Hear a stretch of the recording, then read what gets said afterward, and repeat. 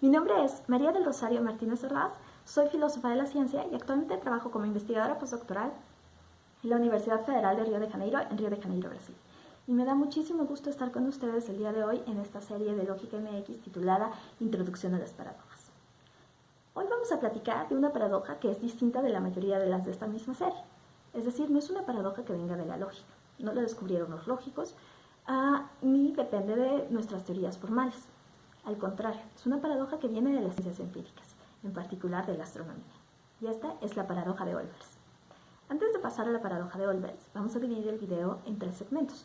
El primero nos vamos a ocupar brevemente de hablar de qué son las anomalías y cuál es la relación entre las anomalías y las contradicciones.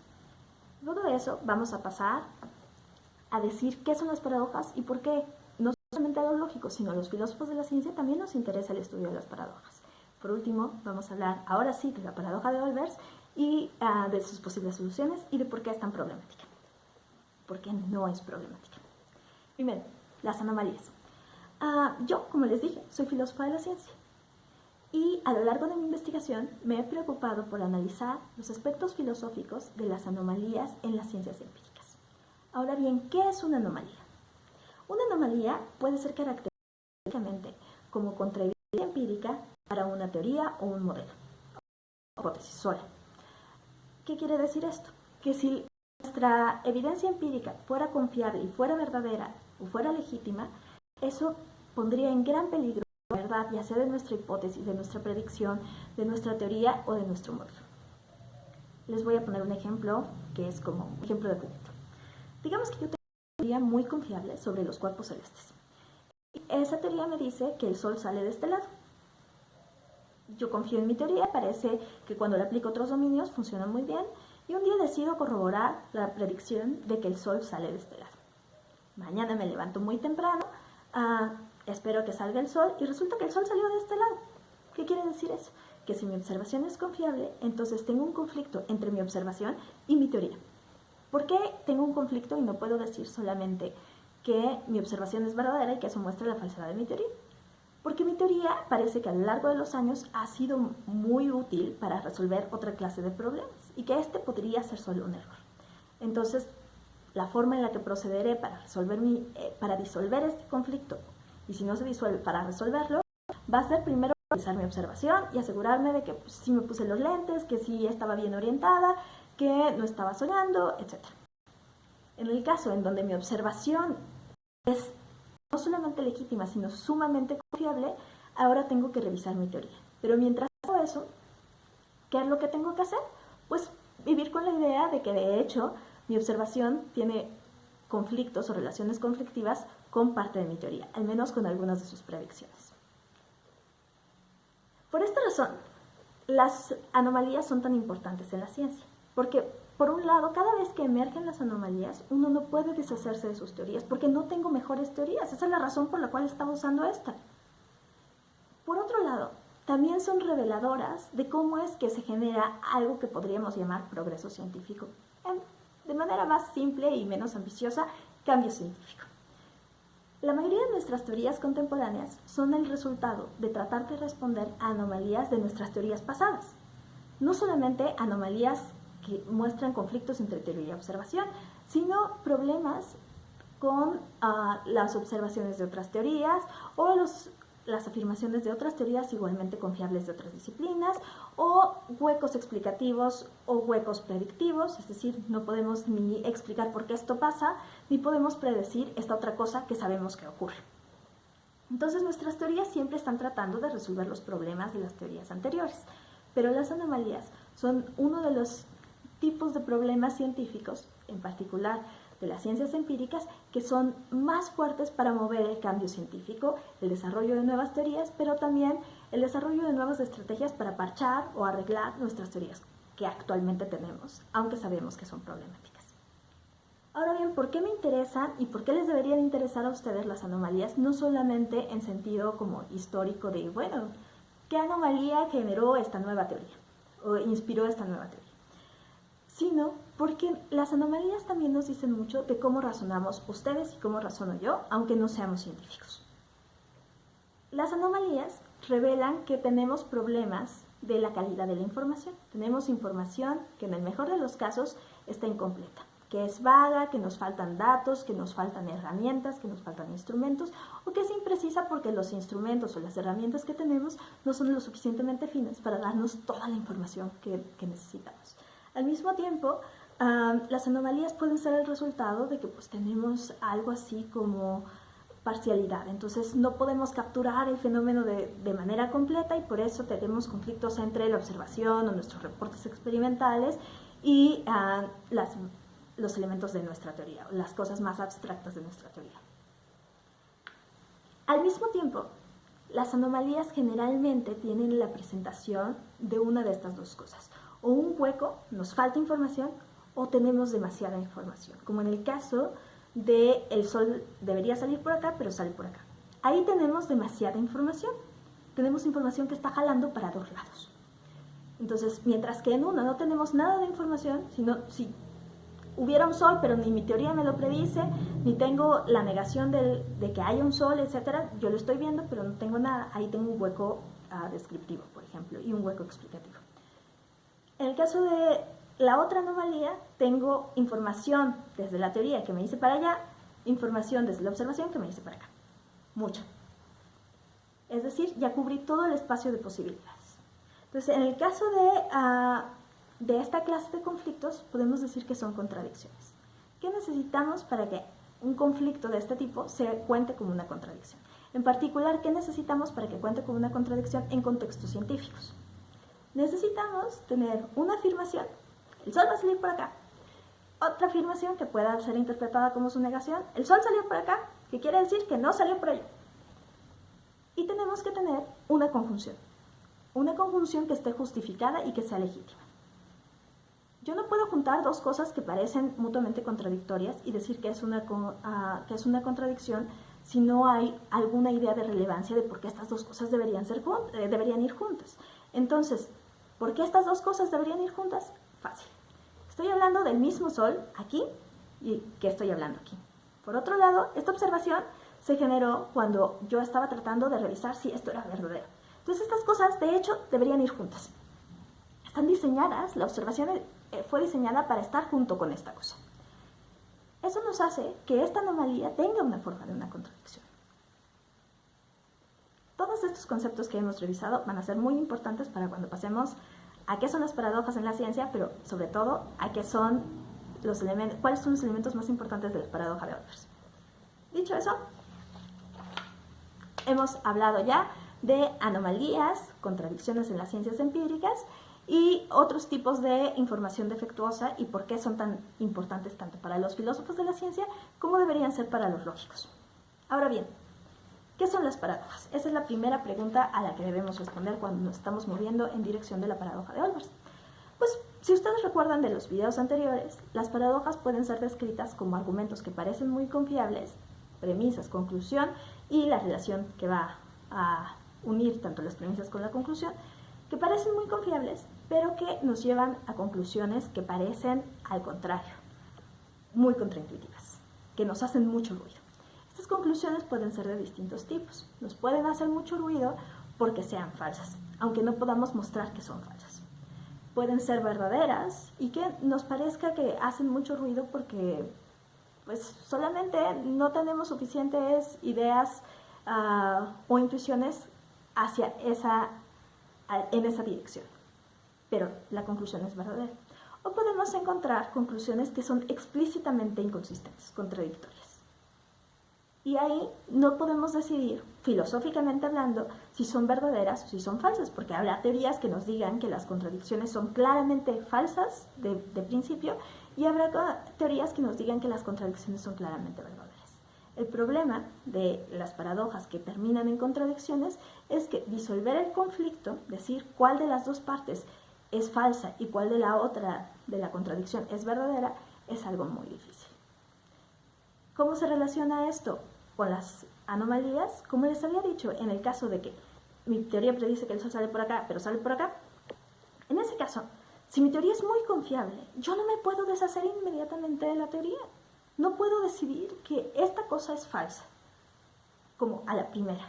Y tampoco puedo decidir que la observación es falsa, es decir, que yo me equivoqué, que estoy alucinando. No, no es tan fácil. Pasa lo mismo en las ciencias empíricas. Cuando tengo teorías que están muy atrincheradas, aunque yo encuentre un problema como una contradicción entre la observación y la teoría, no puedo deshacerme de uno de los componentes o determinar cuál de los componentes es el falso, cuál es el que está haciendo mal el trabajo. Entonces, las paradojas en las ciencias y las contradicciones que tienen forma de anomalías, o las anomalías que tienen forma de contradicciones en las ciencias empíricas, se parecen muchísimo. Aunque sabemos que hay algo ahí que nos está haciendo ruido, no podemos identificar claramente cómo es que se disuelve ese conflicto. Y eso es lo que los hace más interesantes para el estudio tanto filosófico de la ciencia como el estudio formal de ciertos elementos científicos que tienen que ver con el razonamiento o con la estructura de las teorías.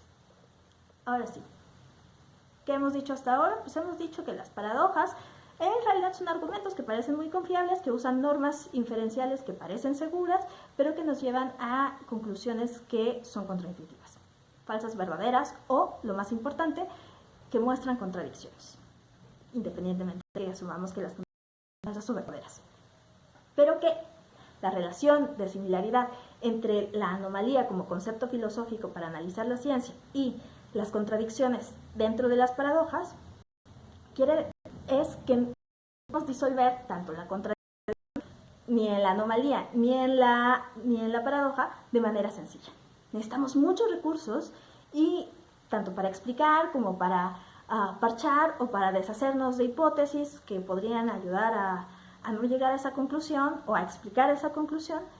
Entonces requerimos muchísimo trabajo y posiblemente requerimos que vengan nuevos descubrimientos científicos, el cambio científico del que les hablaba, a resolver el problema, ya sea ofreciéndonos un nuevo marco, una nueva teoría, una nueva predicción y una nueva observación, o que vengan a explicarnos por qué nos habíamos equivocado al interpretar esto como una contradicción, o al llegar a esa contradicción en el caso de que sea legítima. Muy bien, dicho eso, pasemos a la paradoja de Olbers. La paradoja de Olbers viene del siglo XIX, pero ya había sido mencionada por los griegos de hace mucho tiempo. Wilhelm Olbers era un astrónomo que un día se preguntó qué pasaba con la combinación de lo siguiente. Primero, el universo, en el siglo XIX, creían que el universo podía ser estático. Luego, el universo es infinito, tanto en edad como en tamaño, de acuerdo con esa época. Y las estrellas también son infinitas. Pero si las estrellas son infinitas, entonces, ¿por qué la luz de las estrellas no impide que durante la noche veamos el cielo oscuro? ¿Qué quiere decir esto? Cuando nos salimos a ver el cielo en la noche, lo que vemos es casi todo oscuro y unos puntos que son estrellas. La pregunta es, si las estrellas también son infinitas, ¿por qué no podemos ver solamente estrellas? ¿Por qué el cielo de la noche es oscuro y no claro? Esa es básicamente la paradoja.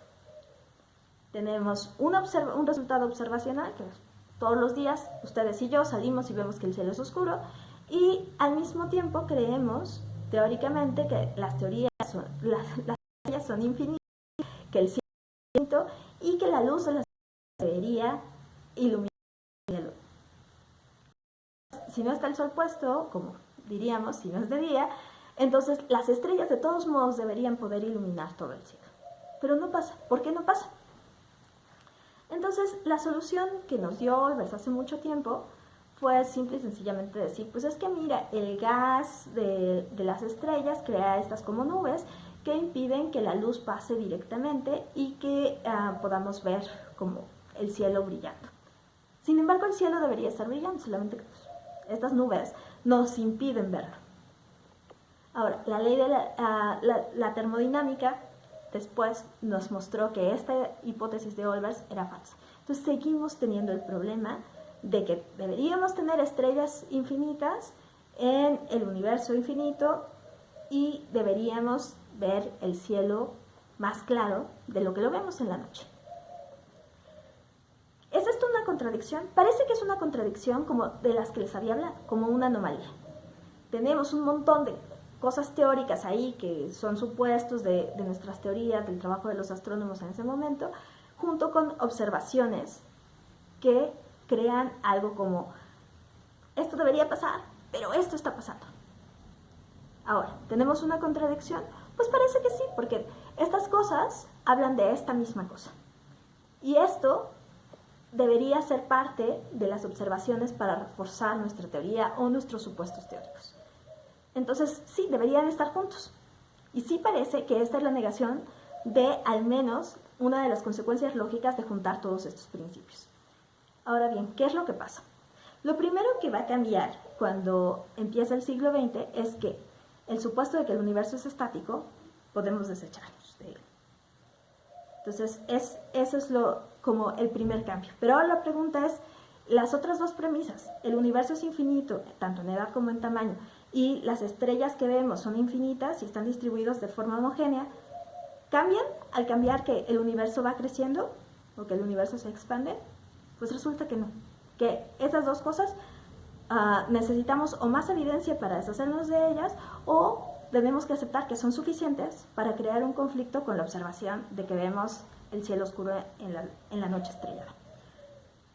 Entonces, hay otras hipótesis que se han agregado, por ejemplo, alternativas que se ofrecieron tanto en la época de Olbers como hacia ahora. Las primeras, además de la de Olbers, fue que había huecos en el éter, que los cuerpos celestes estaban depositados en el éter y que había algunos huecos y por eso no podíamos verlo, que el espacio no es euclidiano y que por eso la luz no viaja como creemos que debería viajar, o que el comportamiento de la luz varía en determinados contextos y que este es uno de ellos. Sin embargo, de forma contemporánea hemos descubierto que pues, ninguna de estas es la solución de verdad al problema de la paradoja, que como ya les decía, no necesitamos hablar de que el universo sea estático, sino solamente tenemos que resolver el conflicto entre estas dos premisas sobre la infinitud del universo, a las estrellas distribuidas de manera homogénea y nuestra observación para poder dar cuenta de la paradoja de Olbers. Ahora, hay dos formas en las que podemos explicar qué es lo que pasa, pero para recurrir a ellas tenemos que hablar de la ciencia contemporánea. Esto quiere decir que tal vez la paradoja era un problema legítimo en el siglo XIX, pero conforme fuimos acumulando más información, fuimos descubriendo que lo que parecía una contradicción solamente era un caso, tal vez, de información incompleta. Es decir, necesitábamos nueva ciencia para agregar la información y poder resolver este problema de manera más o menos sencilla. Una de las soluciones es decir, requiere traer nuestras teorías contemporáneas y decir que el universo se expande. Y que entonces la luz que emiten las estrellas, pues, dado que tiene forma de ondas, entonces también se va a expandir. Se van a estirar, ¿no? Y al estarse estirando, pues claramente se van a ir debilitando. Y esa es la razón por la cual la luz de las estrellas nos pega con menos fuerza, digamos. Entonces, esto, como ustedes pueden ver, requiere parte de nuestras teorías contemporáneas. También podemos agregarle que ahora sabemos que la expansión del universo previene que la luz se propague de manera eficiente en línea recta. Cuando el universo era más pequeño, esto hacía que las ondas de luz no viajaran en línea recta, lo cual nos podría llevar a inferir que la luz de las estrellas, que como no estamos en constante expansión, pues que la luz de las estrellas que están más lejos no puede viajar en línea recta, entonces está desviando un poco, pero que nos va a llegar, solamente no nos ha llegado aún. La combinación de estas dos hipótesis adicionales o de explicaciones adicionales nos permite entender dos cosas. Primero, nos deja ver que al menos cuando estábamos hablando del siglo XIX y antes del siglo XIX, con todos los presupuestos intuitivos que teníamos, con la observación que podíamos reportar todos de que el cielo estrellado es oscuro, teníamos un conflicto tal que era del tipo no solamente de una anomalía, sino de una anomalía que costaba mucho trabajo resolver y que el hecho de que necesitáramos tanto la termodinámica, como las teorías de relatividad y relatividad especial, así como la mecánica cuántica, para resolver ese problema, quiere decir que la cantidad de información que nos faltaba era muchísima y que era legítimo pensar que la paradoja de Olbers era un problema. Era un problema tanto para el razonamiento de los científicos, para poder explicar ciertos fenómenos, y al mismo tiempo para poder explicar la racionalidad científica sin tener que hacer lugar a la tolerancia a la información defectuosa.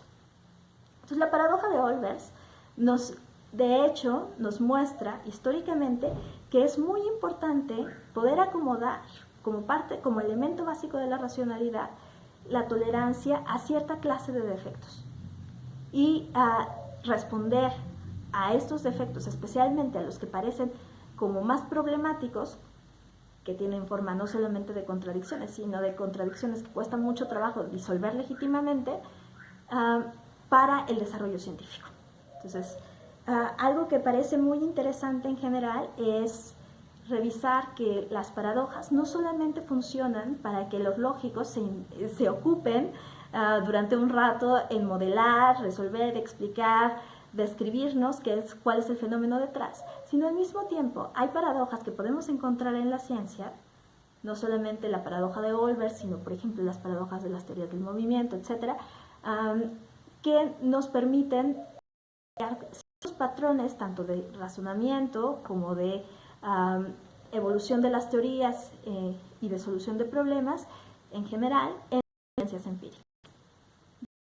El estudio de las paradojas no solamente es interesante para los lógicos o los filósofos del lenguaje, no solamente es interesante para aquellos que están preocupados por las teorías de la verdad, sino también debería ser interesante para aquellos que tenemos preocupaciones filosóficas sobre el desarrollo de la ciencia y la epistemología de la ciencia.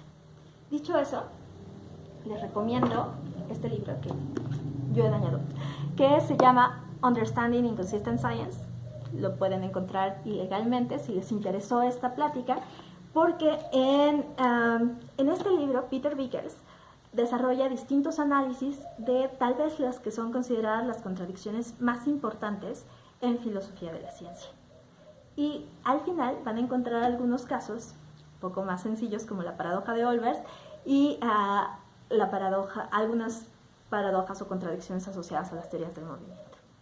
Dicho eso, espero que les haya interesado mucho la relación entre la filosofía de la ciencia o los aspectos filosóficos de la ciencia que puede uno encontrar en el análisis de las paradojas, y que sigan investigando sobre la paradoja de Olbers. Voy a dejar algunas sugerencias de videos de YouTube en la descripción del video, y al mismo tiempo voy a dejar la ficha para el libro de Vickers. Que tengan bonito día y nos vemos.